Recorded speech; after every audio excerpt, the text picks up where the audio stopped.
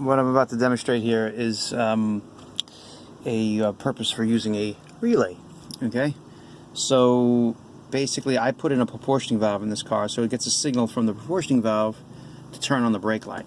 This brake light, though, only has a power source. It does not have a grounding source. The grounding source is the, as far as a lead is concerned, but the grounding source is the dashboard where it grounds. So basically, the signal coming out of the car, which is this wire, this will ground whatever's on. So in the later GM cars that had those proportioning valves, there was power going to the bulb all the time, and the ground was not being used until this would trigger it. And they used the same bulb because the brake light for the emergency brake would also turn it on.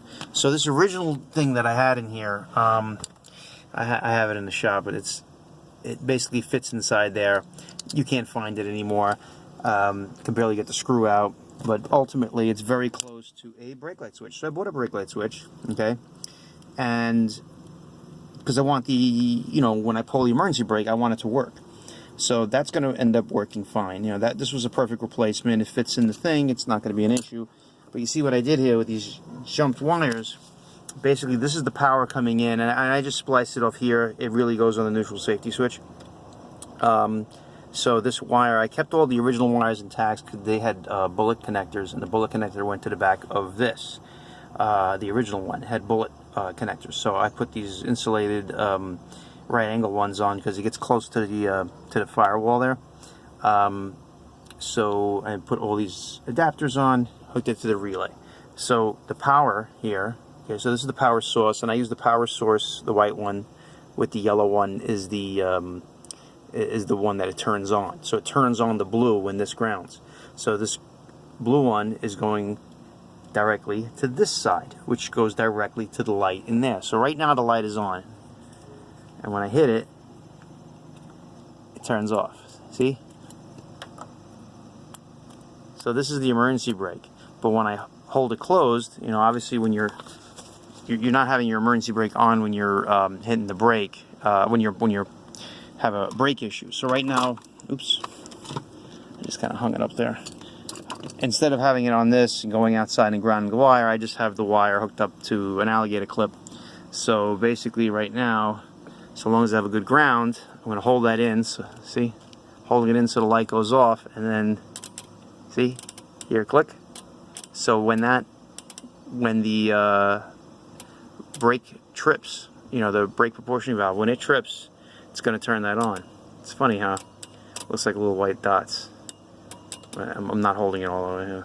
I'm holding it down so it goes on. And you hear the relay click. So you also hear that relay click, and then it's still going directly right through the switch when you pull the emergency brake. So I'm using the same bulb for the same, for two different things. So I thought that was a kind of a cool thing, because you have to turn a positive into a negative, or allow a negative to turn on a positive, I should say. And that's the way to do it. So you can do it. You can make weird things like that happen. You always want to use a relay.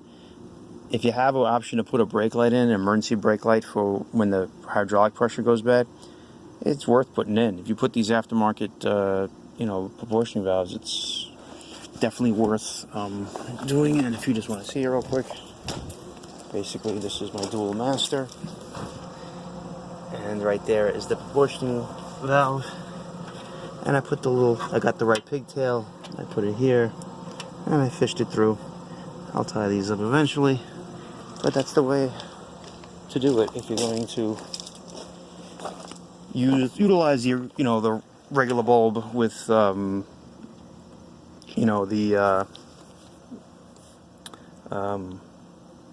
both, Now, the only other thing you can do is to put a different light that doesn't have a ground here, because then you can kind of control it more.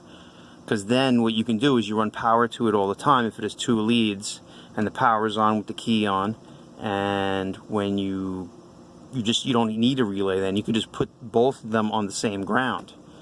Okay, you can make the switch into a ground switch instead of a positive switch.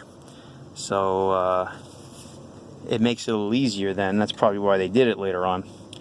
So that's it. I'm just playing with the cutlass. I changed the wiper switch already. I'm rigging this up, and I may have to put something in here to make it hit this little guy. Let's see. That little thing sticking out. Where is it? I don't know if my phone is the light's gonna turn on. Nah, it never does. Anyway, maybe you can see it behind my finger. That little tab, it moves when you pull the emergency brake. So I don't even know if my cables are seized or not. I was able to pull it, so hopefully it works. Yeah, that's about it. There was a relay inside this new box here, fuse box, and I opted not to use it because I forgot which wire is which. I'm pretty sure this is like the ground. The terminal wire, no, the ground is over here, so I had to take off that ground then to utilize it. I figured, okay, we'll just use it for something else that is more conventional, and I'll just, keep going with this. So it should be okay, but this is going to come out pretty sweet, and I just want to put it in a wire loom and make it look nice and tie it up there. And I got to get this thing mounted so it works, and I could probably shove a screw in there, or just give a rivet or something, or I'll probably glue it in, because you don't want to put a screw in there necessarily. It may expand it and then it won't be able to move. So we shall see. But that's basically it. That's a unique way to use a relay in this situation.